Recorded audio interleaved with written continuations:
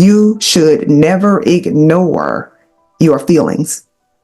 That's an indication that something is going on. Now, you can do this. You can ask yourself, what can I do to feel better? You can ask yourself, why am I feeling this way? But just ignoring it and thinking that it's going to go away, like that's not going to happen. I literally had a conversation with my mom this morning about rejection and disappointment. Like I can have those conversations now because I'm aware. I'm aware of how I feel when I'm rejected, but I don't allow that rejection. I don't allow that disappointment to stop me. It doesn't impact me in the same way that it did before. Like before, I would just like, I'm done for the day. Like that hurt, that rejection hurt. I'm done. I'll try this again tomorrow. Now, I'm so self-aware. Now I'm really leaning into EQ. Now I'm really leaning into my habits. I'm leaning into the disciplines. I'm leaning into my desires. And I'm focused on ensuring that my feelings are not getting in the way of my results. Oh God, I just dropped the bar right then. Are you ensuring that your feelings are not getting in the way of your results? And so if they are, you must learn how to self-regulate. You must learn how to pull yourself up when you're feeling down. You must learn how to not only do the things you feel like doing.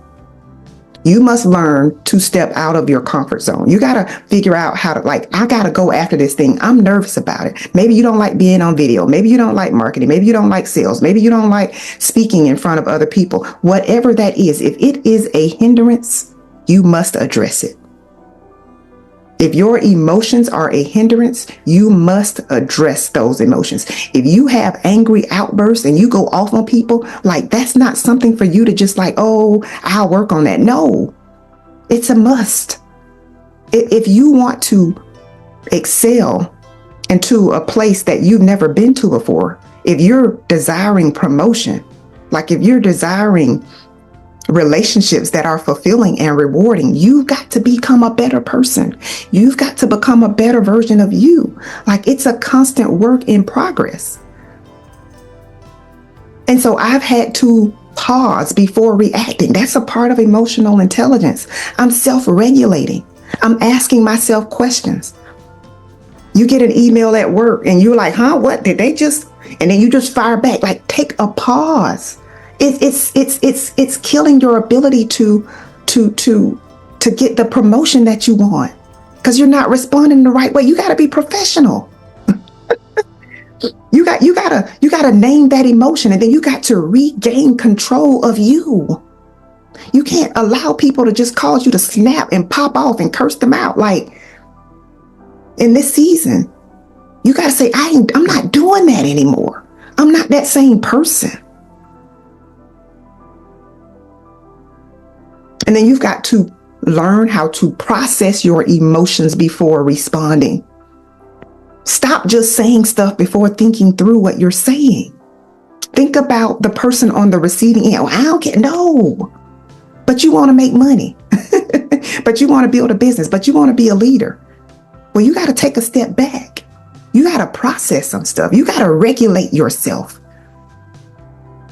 And you can't wait on somebody else to tell you what to do. You've got to know. You got to be clear on your goals, and you got to be clear on what changes must be made in order for you to achieve your goals.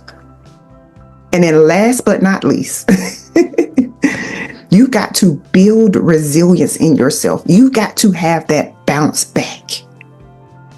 You can't just decide that it's game over because you didn't get the results you want. You've got to remind yourself of all of the wins you've experienced. You've got to remind yourself of all the growth you've experienced. I was having this conversation too with my daughter, and I was telling her, like, yeah, 10 years ago, I'm a totally different person. I'm not even the same person I was 10 years ago. I have a PhD. I got 2 books. I got like this. I didn't have that.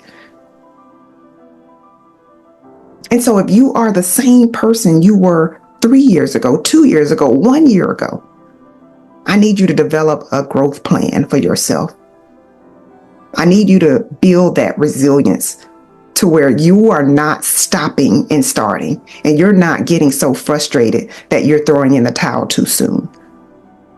I want you to constantly remind yourself of what you are grateful for on a daily basis. One of the things that I have developed is a gratitude journal in my phone. It's digital. So every day you can write down 3 things that you're grateful for in your journal. And when you start to feel overwhelmed, when you start to feel like you're not where you desire to be, when you start to feel a little sad or I'm not doing it, like go and look at everything you're grateful for. Look at all of your previous wins. Look at how many times you have overcome. How many times you've overcome disappointment. How many times you've overcome rejection. How many times you've overcome heartache and pain. And so this is what I need you to do. I need you to really think about how you respond to stress. What is your adversity quotient? Do you fold? Do you give up? Do you take a step back? Do you pause? Do you plan? Do you go for it again?